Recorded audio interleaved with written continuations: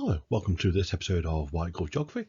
Today we're looking at a section of climate change, the difference between mitigation and adaptation.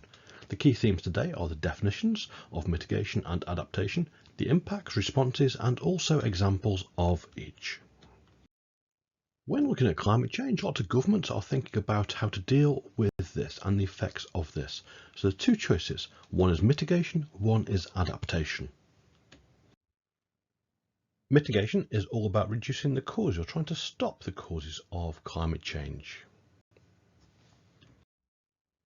Adaptation is responding to the changes. So once climate change has happened, how do we change our lives? On the left-hand side, we have the mitigation strategies. That's reducing the cause or trying to stop climate change, stop the causes. So firstly, we have carbon capture and storage. Then we have international agreements, alternative energy production, planting trees, which is afforestation.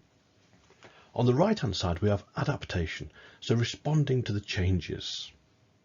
The first one is changing agricultural systems, then managing water supply and reducing the risk from rising sea levels. Here we have the mitigation strategies, which is reducing the causes. The first one is carbon capture and storage, so when fossil fuels are burnt, capturing that carbon and then injecting into wells underground or porous rocks underground, so it's stored there, it doesn't get into the atmosphere. That's currently very expensive to do. It's in kind of very early stages of developing that technology. Next is international agreements. So the famous international agreement so far is the Paris 2015 Treaty. That's where lots of countries came together and agreed targets for climate change, what they will do. And each year there's a COP, that's a conference of parties, where lots of world leaders come together. The next one is COP26, which is to be held in Glasgow. Alternative energy production, that's the one I think we're probably most familiar with. So we have wind farms, we have solar panels, we have hydroelectric power stations where water runs from a higher reservoir through a turbine generating electricity to a lower reservoir. In terms of a natural way of doing it, we have planting trees, or sometimes called afforestation. So then the trees, they absorb the carbon or sequester the carbon, and that means there's less carbon in the atmosphere. Here we have the adaptation strategies. So if climate change has happened, what do we do to adapt our lives to this? The first one is changing agricultural systems or changing farming systems.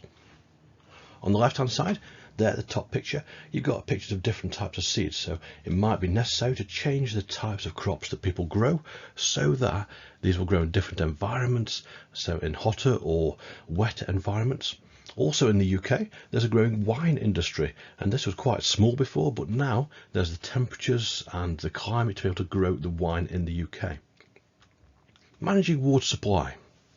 This one, it's thought there's going to be less water in the future in certain areas of the country, so installing water meters. So where there's a water deficit, so there's not enough water, then people are aware and they're paying for the water they use, and that makes people often use less water. In terms of using the water, so we have fantastic water quality in the UK, and it's a question of do we need to use that filtered water, that clean water to water our gardens. So it's thought not in some areas, so people use water puts.